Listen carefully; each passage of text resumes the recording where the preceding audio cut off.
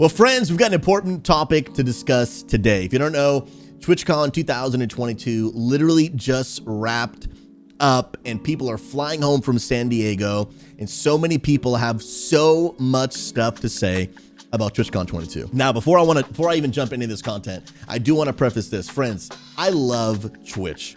I've literally built my adult life on Twitch. I've been full-time on Twitch for 7 years, streaming for almost 8 years. And here's the deal. I know that if you've been following my content, at times it feels like, man, Susie recently has had maybe some difficult or negative things to say about Twitch. Let me preface this. I love Twitch. I want Twitch to win. I want Twitch to succeed. I've built literally my entire adult life, me and my family's life, on Twitch. I don't want Twitch to suffer. I want it to win. But we would be blind to say that over the past few years, there have not been some things that have been alarming, been some things that have been difficult. And that's why in this video, I want to go over 5 concerns I have after TwitchCon 2022. And I do want to preface, and so take everything I'm going to say in this video with a grain of salt. I will admit I was not actually even there, but I have been to multiple TwitchCons as a partner, as a non-partner, and now after the multi-year break due to COVID, TwitchCon happened again, and I've been in touch with some people that were actually at TwitchCon, some partners, some non-partners, followed a lot of the live streams, a lot of the interaction on Twitter, and have gathered a lot of information. And even from a distance, even from someone who was not there were some concerns that I saw about Twitch as a whole that I kind of wanted to talk through today. So dive right in. We're going to get into the content. Number one, first concern I had about TwitchCon is their treatment for partners. Now, like I said, I was not at TwitchCon this year, but I've been multiple years as a partner and a non-partner. And I can tell you, after almost 8 years on the platform, Twitch really makes they pull out this red carpet experience for their partners. They do. When I went to TwitchCon as a partner, they really do give you 3 days of really feeling super VIP. And it is a huge honor and it is a huge privilege. You get these really cool opportunities. There's special, partner VIP lounges that only partners are allowed to go in. There's these special rooms that other people aren't allowed in. And you can literally, I remember hanging out in a room with Dr. Lupo. You get special opportunities. Like I was able to do a charity event where I was backstage with some big names, and I got to talk to some big people and got to network and talk to brands. When you walk around Twitch with a partner badge, brands take notice of you. Like, it really is a red carpet experience. And not only that, Twitch actually gives opportunities to streamers to be able to get invited to special events. Like here's a friend of mine, Preacher Guy, actually literally might be in the chat right now. He actually got an opportunity to sign up for a really cool golf event at TwitchCon this year, where TwitchCon paid for a certain amount of partnered streamers, it was first come, first serve, to go to this really high-end golf event. It was like $250 a person. Twitch covered the whole thing. And here is Preacher Guy literally hanging out with JHB from 100 Thieves. He says he walked in and first person he saw was Nadeshot. Like really cool opportunities. So there is no doubt that at TwitchCon, you get really cool opportunities. And I've said this before because some people say like, oh, Twitch partnership doesn't mean anything. I wouldn't say it doesn't mean anything, but I would say for the most part, partnership really only does much for you at TwitchCon. Sure, the check mark's impressive throughout the year, but here is my concern with TwitchCon that I've seen every year that I've been with every partner that I've talked to, is that sure, Twitch can treat you like a VIP for 3 days out of the year, but I don't need Twitch to treat partners like royalty for 3 days out of the year. I need them to give us opportunities the other 362 days out of the year. Now, let me be clear. Twitch doesn't owe me anything. Twitch doesn't owe you anything. If you're here and you're a Twitch partner, Twitch is not responsible for your growth. Twitch is not responsible for your numbers. They're not responsible for your success. But there is an underlying theme that I've seen over the years where Twitch is not listening to the partner base. They're not listening to what streamers need, what streamers actually want. And the reality is, in my experience, there is an illusion that is created at TwitchCon that they want to offer you amazing opportunities. But the reality is they treat you like royalty for 3 days, but then they don't give you much for the rest of the year. And again, I'm not trying to sound entitled. They're not responsible to give you everything. But what I've seen from a lot of partners is they go to TwitchCon and they get super hyped up and they're like, wow, I love Twitch. And the next 362 days of the year, they realize, like, well, nothing's changing. I still have no discoverability. There's no great tools. Like, all these other platforms offer me stuff that Twitch doesn't. And so my opinion, like, there is an illusion that happens for Twitch partners, and I've experienced it. When you go, you come back on the super high, like everything's gonna be different. And then you realize, unfortunately, like, it's really just kind of all the same. Now, it was your responsibility to network and make connections while you were there. But the reality is that the connections that you made while at an event aren't even necessarily proof that a live stream platform is doing its job. Sure, they opened a door for you to get in the right place, but you making those connections isn't actually proof that a live streaming platform is actually giving creators tools. It just means that you're good at networking. So really, the kudos is on you, not on the platform. And I would love to see Twitch not just giving partners 3 days of feeling like a king or a queen, but actually just giving us tools that we need to succeed throughout the year. The second thing that concerns me after TwitchCon 2022, which is an ongoing concern, and again, I want Twitch to win. I love Twitch. Like, you need to understand, like, I really do. Like, I want Twitch to win because I want the platform to succeed. My career's on here. I love it. I want it to win. But they've proven time and time again that right now they are trying to fix some serious financial unsustainability. We've seen it over the past year or two where there's just more and more and more and more ads all the time, forcing ads on people. They're having to charge companies more money for ads because less companies are using Twitch for ads. Devin Nash has talked about that in detail, and I've discussed that in other videos and topics. But they're creating systems that are not financially sustainable. Like, when we first got Twitch Prime, if you had Twitch Prime at all, you didn't get ads on any platform, on any viewer's streamer's stream. But now they had to take that away because it wasn't financially sustainable. They're running ads literally everywhere. And here is the crazy thing, okay? At TwitchCon, they do something really, really cool. They do something called a keynote where the CEO and some other people will step on stage and they'll normally share like the big new, really, really cool insights of what is happening at TwitchCon 2022. But I want to just show you something really, really quick. Emmett Shear doing his typical keynote that he does every year. This is him doing the keynote. And then after that, in the middle of the keynote, I'm not even exaggerating, he was announcing what really was the only big feature to be announced at TwitchCon 2022 was a feature where basically you can bring someone's camera onto your live stream with ease. You don't have to go through all this OBS Discord craziness. It actually is a pretty cool tool. Like, I'll give Twitch kudos. Like, it is a cool tool. It's not gonna solve Twitch's problems, but it's gonna be a nice feature. But instead of like having, I don't know, maybe one of their, technological heads that actually invented this tool and designed it and is actually going to be able to give great insight and answers on how to use the tool come on screen to be able to describe how to bring another person's face cam on stream. Instead of doing that to show off as an example, their way of doing that was actually literally, without exaggeration, to actually literally have a 7-minute Overwatch ad. Like, isn't it like Twitch to, in the middle of everything, play an ad? Like, guys, I'm literally not even exaggerating. In order to showcase this feature, they brought on a staff member from Overwatch to encourage people to play Overwatch. Like, it was literally an ad. It was literally a live ad in the middle of the keynote speaker. Now, granted, I get it. Sure, Overwatch probably paid a lot of money for this 7-minute moment. But the reality is, and again, this is speculation. Take this with a grain of salt. This might not be truth.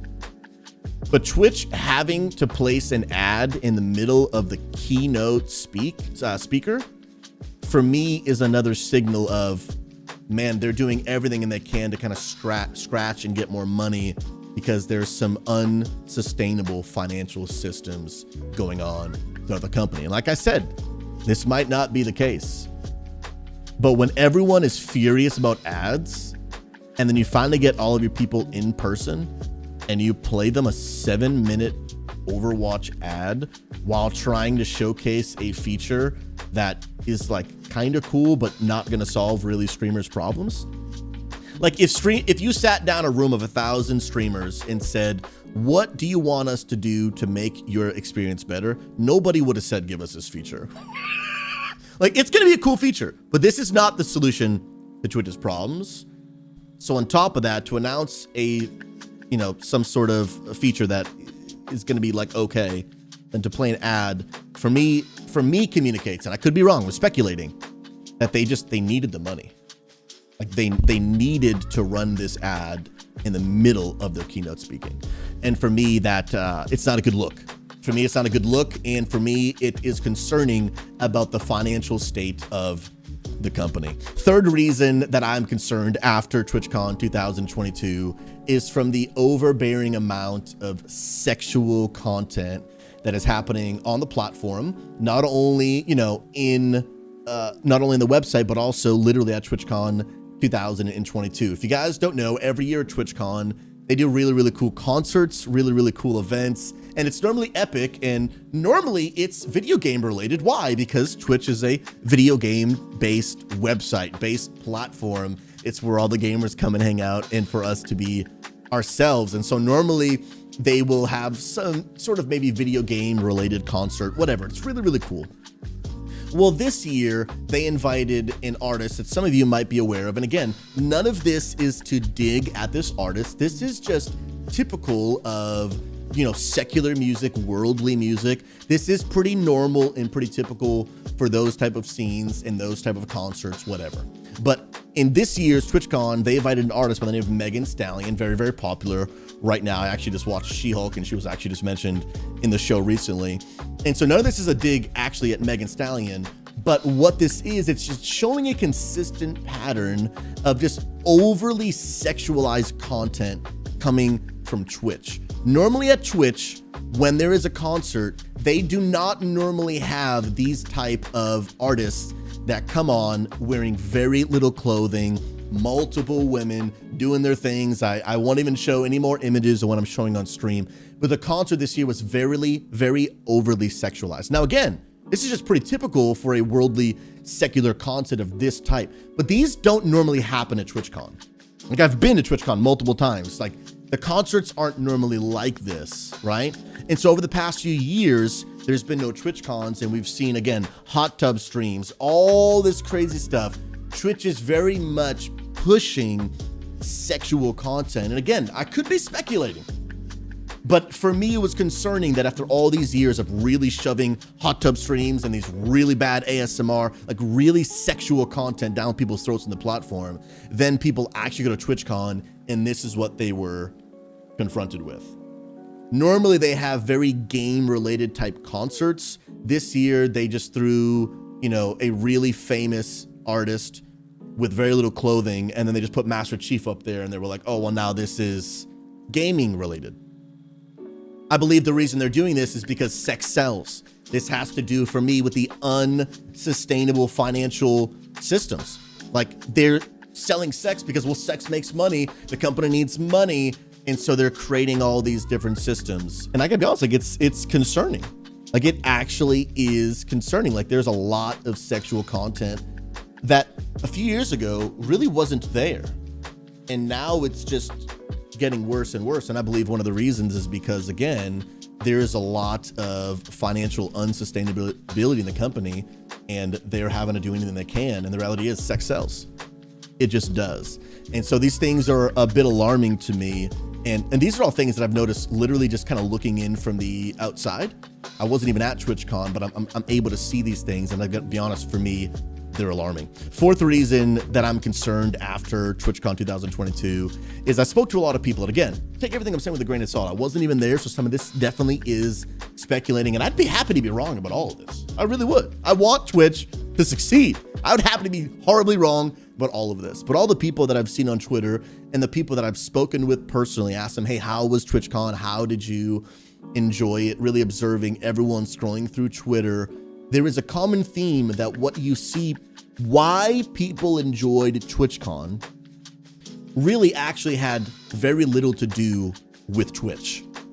It had everything to do with like, man, it was so great to like meet my friends in person, or man, I had a lot of fun at a party, or man, it was so cool being able to go to the Corsair booth, or man, it was so cool to meet a streamer. And like, those are great opportunities. Like, I'll be honest, I've been to TwitchCon multiple times and it is a lot of fun going. But I'll be honest, it's a concern for me, having gone to TwitchCon and having a lot of responses from people that have gone this year. Like, it's alarming when very few of the reasons why TwitchCon was awesome really had anything to do with TwitchCon. It had everything to do with like you just socializing with other human beings. Like, you could do that not at TwitchCon. Now, granted, there are some events that like you wouldn't have gotten if you didn't go to Twitch, if you didn't go to TwitchCon. So like, granted, kudos on TwitchCon for making some cool opportunities, right?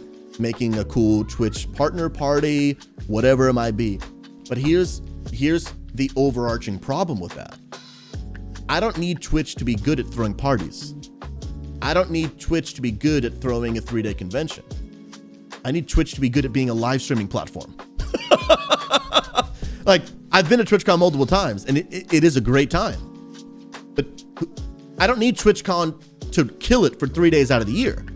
I need them to do a great job the other 362 days out of the year. That's what I need from Twitch.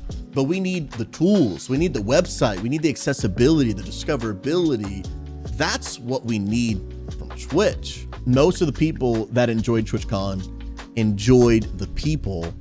They didn't even necessarily really enjoy the actual, you know, the parts of Twitch. You could have gotten the same experience at E3 by going to another convention. There are other conventions that have booths and have streamer meetups. Literally, you could have had a very similar, if not the exact experience at E3 or at PAX East. But if there's nothing different that's happening in the Twitch ecosystem that you can't get at PAX East, in my opinion, that's an issue. Fifth and final reason why I am concerned after TwitchCon 2022, and again, take it with a grain of salt. And again, I know that so much of this video sounds negative. I really mean it. I want Twitch to succeed. You cut me open, I bleed purple. I love Twitch so much. But the reality is, I'm not just gonna drink the Kool-Aid. There are things that need to be discussed, things that need to be changed if Twitch is going to succeed and win. And the fifth and final thing that I've been concerned with, but especially now post 2022, is leadership. I believe everything falls and rises on leadership. And I've experienced that firsthand. I've experienced in my own life when myself as a leader am doing well and things are going well. And I've experienced it in my life when I'm failing and organizations and teams and everything around me are failing because I'm failing, because I'm not doing what needs to be done. I'm not doing my part and everything around me is suffering because of it. Like, I've experienced leadership is very, very difficult. It is not easy. But here's the thing I've noticed over the past few years is that literally over the past few years, we've seen some of the best people at Twitch leave. People like DJ Wheat, people like Anna Prosser, some of the best people at Twitch over the past few years, it's been a theme. They're trickling out. Like, they're quitting and leaving. And if you really follow the stories, some of them aren't even leaving for better opportunities. Some of them are they're just leaving. And they're not going on Twitch and blasting because that'd be unprofessional. I mean, they're not going on Twitter and blasting Twitch because that'd be unprofessional. But there's like key people just like leaving and doing something different. And again, a lot of this is speculation, but it doesn't look good. I want to give a disclaimer about this next part because without the proper understanding, I want you to hear my heart. Again, I would love to be wrong about everything I'm about to say. I would love to be wrong. Take it all with a grain of salt. I'm sharing my observation. This video is just about my thoughts. They might not even be facts, but things that I have observed, things that I've noticed after not only 8 years of the platform, but after, being a part of leadership also myself, is I really believe that leadership is super duper important. And when it comes to Twitch events, one of the things that they really, really take very seriously is things like, the people that they put on stage, the staff that they hire, because these people represent the company. And And again, I could be wrong, and there's nothing personal against the person you're about to see. But I want to kind of pinpoint a few things that I noticed from one of the hosts from TwitchCon, especially the person that is announcing Emmett Shear, the CEO. And again, this person, they're probably amazing. God bless them. But, and I could be wrong, there's something I want to show you here that leads me to a little bit of a red flag. And so check this out. Welcome everyone to San Diego, and welcome to TwitchCon! Next up, we're going to talk about a few recent big updates to Twitch and how they're giving streamers more ways to build communities and stream how they want to stream. So please welcome to the stage Twitch CEO and co-founder Emmett Shear. Now, I want to make a quick observation. And again, nothing against this woman individually or personally, but I've been around not only Twitch for a long time, but I've been around hosts, communicators, things like that. And especially, like I said, there's been a trend of really high quality, really high caliber talent at Twitch leaving. And that doesn't look good. And like I said, I've only seen this woman on this one time during TwitchCon, but from what I can observe from her hosting abilities, it seems like she's new to it, which is fine. It seems like she's new to it. Seems like maybe this is, maybe her first opportunity at a really big gig. You can see maybe picked up on it. She looked a little bit nervous. From a lot of experience that I have in communicating, it leads me to believe that she might be new. And that's totally fine. Everyone's got to start somewhere. But that's a little alarming to me because if a multi-billion-dollar company, either one, can't afford a super experienced, high caliber host, that's a problem. Or two, why aren't more super high caliber hosts maybe wanting to work for your company? Maybe it's neither one. Or maybe this woman had a bad day and is a little bit off that day. That's totally fine. It could be, I could be wrong about all this. I'm just literally sharing my thoughts, sharing my perspectives. But you can tell a few things that one, she's a little newer, a little inexperienced, or having a bad day. But to me, I'm like, okay, Twitch, why can't you either afford higher talent? Or two, why aren't higher talent more eager to work for your company? Because you used to have like top-notch people. They used to have like the most talented people I've ever seen, and now they don't. So I'm like, this ain't looking good, man. Like we're seeing a downward trajectory. And I'm gonna be honest, this next thing I'm gonna show to you, I could be way overthinking. I could be horribly wrong. But there's a moment here that really, really didn't look good. And again, I could be totally misreading everything. And I hope that I am. I'm just literally sharing my thoughts. But look at her face after she announces who would be her leader, right? CEO of Twitch, the man. Ideally, you want to love your leader. If a leader is doing well to serve his organization, serve his team, hopefully to have a high level of respect and love for the team. And that could all be true. But check this out. Emmett Shear. Bruh. I don't know if I'm serving under a leader that I love and respect and like has done his time to invest in me and is building something I believe in. That's not my face. I could be speculating. She maybe wasn't feeling well. Maybe she's having a bad day. Or maybe she got in a fight with her husband. I don't know. I could be speculating, but it don't look good. That's all I'm saying. It don't look good. Like she doesn't seem excited. She doesn't seem, you know what I mean? Like, I don't know, bro. And maybe she's nervous, which maybe this is her big break. But normally you don't put big break people on the stage at TwitchCon 2022 unless you can't afford them or the good people don't want to work for your company.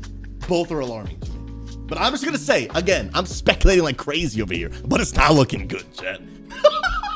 It's not looking good. Mad respect to this woman. I want to see her go far. Hopefully she does amazing. God bless her. But this face doesn't look like, man, my leader is about to take the stage and do what he does best.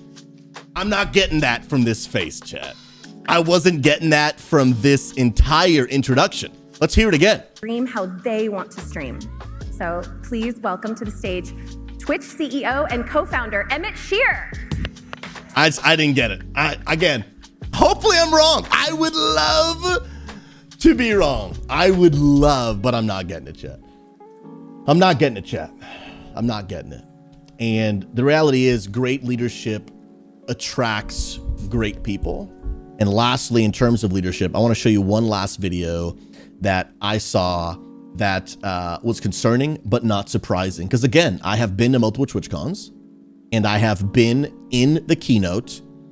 And 3 years ago at this point, 2019, after that keynote, man, you left hyped, you left excited, you left fulfilled, so much to look forward to as a company.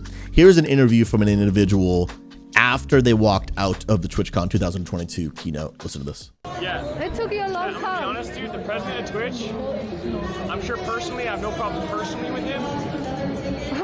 But honestly, I don't feel confident as a streamer on the platform with someone who is that out of touch. Yeah. What the streamers need and want.